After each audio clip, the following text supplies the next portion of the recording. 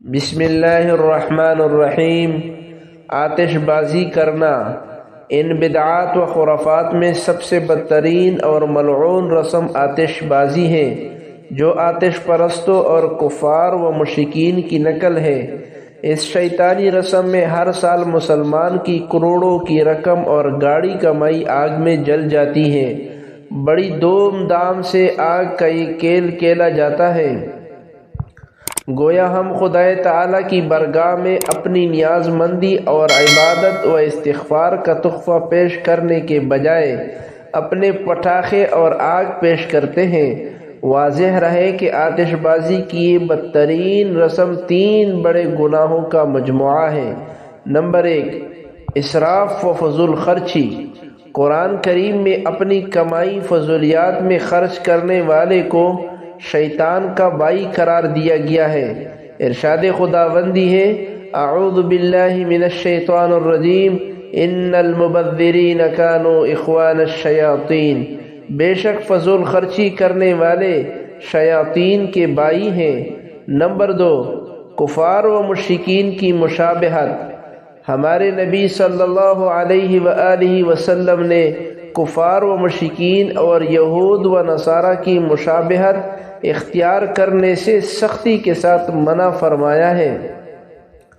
حضرت عبداللہ ابن عمر رضی اللہ عنہ سے روایت ہے کہ نبی کریم صلی اللہ علیہ وآلہ وسلم نے ارشاد فرمایا، من تشبہ بقوم فہو منہم، یعنی جو شخص کسی قوم سے مشابہت اور ان کے طور و طریق اختیار کرے گا اس کا شمار انہی میں ہوگا۔ مگر افسوس ہے ہماری زندگی پر کہ ہر چیز میں آج ہم کو غیروں کا طریقہ ہی پسند ہے اور اپنے محبوب پیغمبر صلی اللہ علیہ وآلہ وسلم کی سنتوں سے نفرت ہے۔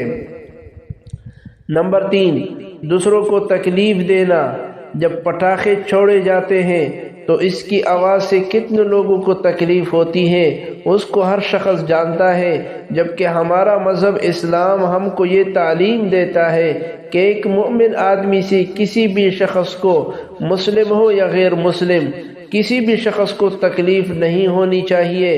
حضرت ابو ہریرہ رضی اللہ عنہ سے روایت ہے کہ رسول اللہ صلی اللہ علیہ وآلہ وسلم نے ارشاد فرمایا، المؤمن من امنہ الناس علی دمائہم و اموالہم، یعنی صحیح معنی میں مومن وہ شخص ہے جس سے تمام لوگ اپنی جانوں اور مالوں پر مأمون اور بے خوف و خطر رہے۔ یہاں تک کہ جانوروں کو تکلیف دینا بھی انتہائی مذموم شدید گناہ اور اللہ تعالیٰ کی رحمت سے دوری کا سبب قرار دیا گیا ہے۔